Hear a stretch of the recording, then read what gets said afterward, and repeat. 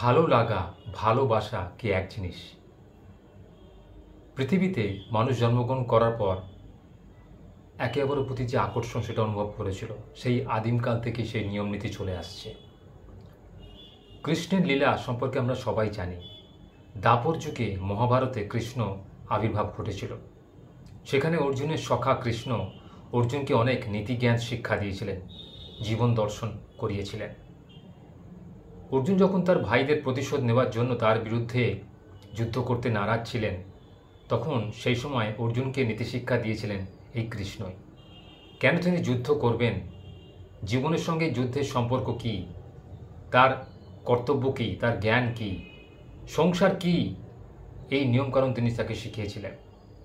আর আমরা সবাই জানি শ্রীকৃষ্ণের সঙ্গে আমাদের চিরপরিচিত তার স্ত্রী অর্থাৎ রাধা, তার যে প্রণয়, তার যে প্রেম, এটা সর্বজন বিদিত। ভারতবর্ষ বা বলা বাহুল্য সারা পৃথিবীতে কিন্তু এই প্রেমের আবির্ভাব ঘটেছিল শ্রীকৃষ্ণের হাত ধরেই। শ্রীকৃষ্ণের যে লীলা সেটা কিন্তু প্রতিটা নরনারীর মধ্যেই ছড়িয়ে দেওয়া হয়েছে জন্মের পর থেকে। একটা নির্দিষ্ট সময় পর পর প্রতিটা মানুষের জীবনেই এই প্রেম আসে, অনাকাঙ্ক্ষিত প্রেম, ভালো লাগা, ভালোবাসা। কিন্তু এখন বুঝতে হবে যে ভালো লাগা মানে কি ভালোবাসা? ভালো লাগা আর ভালোবাসা দুটো সম্পূর্ণ আলাদা জিনিস।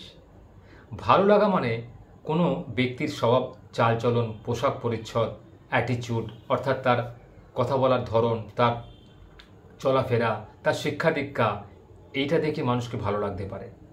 আর ভালোবাসা মানে তাকে নিজের মতো করে নেওয়া, তাকে নিজের জন্য তৈরি করে নেওয়া। তো আজকালকার দিনে কিন্তু এই ভালো লাগা, ভালোবাসার অর্থ কেউ বোঝে না। সবাই কিন্তু এটাকে অনর্থ করে তোলে। অর্থই কিন্তু অনর্থের মূল। দেখবেন কিছু নারী আছে পুরুষের অতিরিক্ত অর্থের লোভে তাকে বিয়ে করতে চায়, তার সাথে প্রেমের বন্ধনে আবদ্ধ হয়।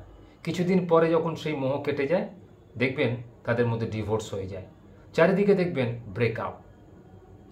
এমনকি বিয়ে হয়ে যাবার 10 বছর 15 বছর পরেও দেখবেন স্বামী স্ত্রীর মধ্যে বনিবনা নেই, ছাড়াছাড়ি। এটা কেন হয়?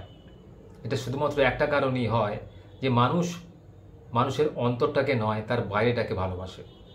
যে অন্তর দিয়ে ভালোবাসে, যে তার মনটাকে ভালোবাসে, সে কখনোই কিন্তু জীবনে ঠকবে না। যে নারী হোক বা পুরুষই হোক, বাহ্যিক আড়ম্বরে যে গলে গেছে সে কিন্তু জীবনে কষ্ট পেয়েছে। এরকম নজির অনেক আছে। তো বর্তমান যুগে এই যে প্রেম, এটা কিন্তু নিষ্কাম প্রেম নয়। আমরা সবাই জানি, খবরের কাগজে পাতা খুললে দেখতে পাওয়া যায়, টিভির পর্দা দেখতে পাওয়া যায়। তো বর্তমান যুগে এই যে প্রেম ভালোবাসার মধ্যে যে সম্পর্কটা কি আদৌ টেকার, আদৌ টিকবে? প্রেম অর্থাৎ মানুষে ভালোবাসা, বিপরীত লিঙ্গের প্রতি আকর্ষণ, নারীও হতে পারে, পুরুষ হতে পারে। বর্তমান যুগে কিন্তু এটা খুব সমাজে প্রচলিত। তবে বর্তমান যুগে নারীরা কিন্তু অবহেলিত, উপেক্ষিত। সেক্ষেত্রে আমার মনে হয় এই প্রেম কথাটা আর বলা চলে না। কারণ প্রতিটা পুরুষ নারী কিন্তু এই ভালোবাসার বন্ধনে আবদ্ধ হয় শুধুমাত্র কিছু আকর্ষণীয় বাহ্যিক রূপ দেখে, কিছু জিনিস দর্শন করে। অর্থাৎ কোনো মানুষকে ভালো লাগা মানে তার বাহ্যিক রূপ দেখে, তার কিছু আচার আচরণ, চালচলন, পোশাক পরিচ্ছদ, রূপ লাবণ্য দেখে তাকে পছন্দ করা, নিজের মনের মতো ভেবে নেওয়া, যেটা কখনোই টেকে না। অর্থাৎ আপনার মনের মতো কিন্তু সবার মন হয় না। আপনি কোনো মেয়েকে হয়তো সরল মনে ভালোবেসেছেন, খুব ভালোবেসেছেন, কিন্তু সে আপনাকে আদৌ ভালোবাসে না। তাই আপনি তার জন্য সব কিছু করতে রাজি আছেন থেকে জেনেও সে কিন্তু আপনাকে পছন্দ করবে না। কারণ তার পছন্দ অন্যরকম, তার চাহিদা অন্যরকম। সে কিন্তু আপনার মতো কখনোই ভাববে না। তাই নিজেকে কখনোই সবার সঙ্গে তুলনা করবেন না। ভালো লাগা মানে ভালোতে বাস করানো, ভালোবাসা মানে তাকে নিজের আত্মস্থ করে নেওয়া। ভালোবাসা মানে একটি মেয়ে বা একটি নারী মনটাকে ভালোবাসা, তার সমস্ত কিছু দায়িত্ব নিজের কাঁধে তুলে নেওয়া, প্রতিটা মুহূর্তে তার সঙ্গে থাকা, সাথে থাকা, জীবনে যত বিপদ আসুক তার হাতটা না ছাড়া। কিন্তু বর্তমান যুগে হিতে বিপরীত হয়। প্রত্যেকেই সীমাহীন চাহিদার জন্য কিন্তু কষ্ট পায়। বিভিন্ন ক্ষেত্রে দেখতে পাওয়া যায় যে নারী পুরুষ উভয়ই এখন পরকীয়াতে ব্যস্ত, পরকীয়াতে মত্ত। এরকম অনেক নজির সমাজে রয়েছে। পুরুষ পর নারী প্রতি আসক্ত, নারী পর পুরুষে আসক্ত। এগুলো কেন হচ্ছে জানেন? এগুলো হওয়ার একটাই কারণ, একে অপরকে ঠিকমতো বুঝতে না পারা, একে অপরের চাহিদা, একে অপরের মনটাকে বুঝতে না পারা, একে অপরের বিচার বুদ্ধিকে কোনো গুরুত্ব না দেওয়া। নারী মনে করে সেই সব, বিবাহের পর পুরুষ তার হাতের কাঠের পুতুল, পুরুষও মনে করে তাই, সে যা বলবে তার বউ তাই শুনবে। বা সে যে প্রেমিকাকে ভালোবেসেছে, সে প্রেমিকা তার কথা উঠবে বসবে, তার কোনো ব্যক্তিগত স্বাধীনতা থাকবে না। সে কোথায় যাবে, কার সাথে কথা বলবে, কতক্ষণ কথা বলবে, সেটাও কিন্তু প্রেমিক ঠিক করে দেবে। এটা কিন্তু কোনো নারী মেনে নিতে পারে না। বা আমি এটা উল্টোভাবে বলতে পারি, কোনো নারী যদি পুরুষের প্রেমে পড়ে, সেও কিন্তু চায় না যে তার ফোন ছাড়া সেই পুরুষ অন্য কারোর ফোন অ্যাটেন্ড করুক। এই যে সন্দেহ প্রবণতা, এটা থেকে কিন্তু দূরত্ব বাড়ে। নিদারুণ চাহিদা, সীমাহীন চাহিদার জন্যই কিন্তু আজকে মানুষ এত কষ্ট ভোগ করে, জীবনে সুখ পায় না, সেই এক ডাল থেকে অন্য ডালে যা যাবার মতো ঘুরে বেড়ায়। জীবনে কাউকে ভালোবাসতে গেলে সঠিক ব্যক্তি নির্বাচন করতে হয়, কখনো চাহিদার দিকে নজর দিতে নেই। চাহিদা এমন একটা জিনিস যেটি ক্রমশ বাড়তেই থাকে, তাই চাহিদাকে নিয়ন্ত্রণ করতে শিখুন। অল্পেতে সন্তুষ্ট যে হয় না, তাকে কিন্তু ভগবান কিছু দেয় না। অল্পেতে সন্তুষ্ট হওয়া মানে আপনি নিজেকে নিয়ন্ত্রণ করতে পারছেন প্রতিটা মুহূর্তে। দেখবেন আপনি যখন অর্থ আপনার কাছে থাকবে না, আপনি যদি তার অনুযায়ী আপনি যদি নিদারুণ খরচা করে ফেলেন অপরকে দেখিয়ে, জানবেন আপনার মধ্যে সেই কন্ট্রোলিং পাওয়ার নেই, আপনি সেই পরিস্থিতিটাকে নিয়ন্ত্রণ করতে পারছেন না।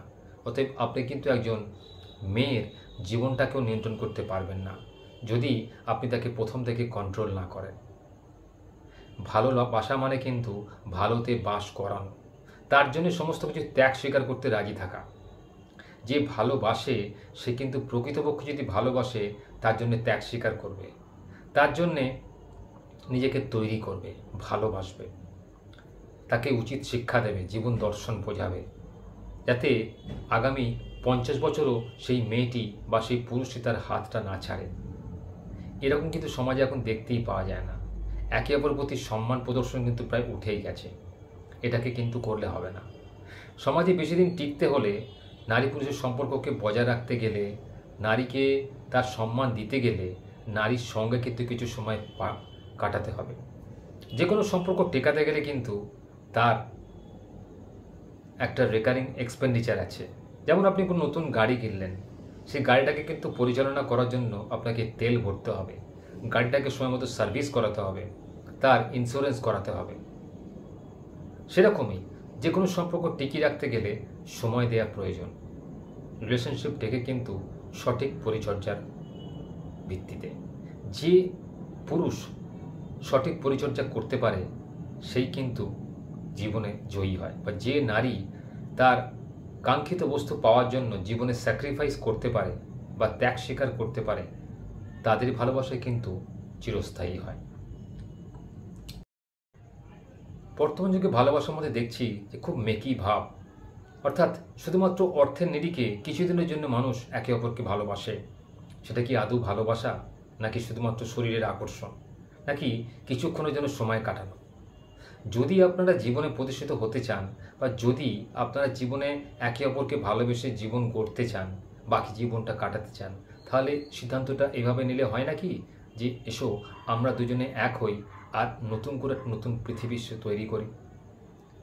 না, এখনকার দিনে কিন্তু সেই লক্ষণ দেখতে পাওয়া যায় না। তাই সমাজে উচিত ভালো লাগাটাকে ভালোবাসাতে পর্যবসিত করার জন্যে প্রত্যেক নরনারীর একত্রে এই অতিরিক্ত চাহিদাকে নিয়ন্ত্রণ করা উচিত, আর একে অপরকে সম্মান দেওয়া উচিত। একে অপরের স্বাধীনতাকে ক্ষুণ্ণ না করে একে অপরকে সম্মান প্রদর্শন করা উচিত। তাহলেই আমার মনে হয় এখনকার যুগের এই মেকি ভালোবাসা কিন্তু অচিরেই স্থায়িত্বে পরিণত হবে।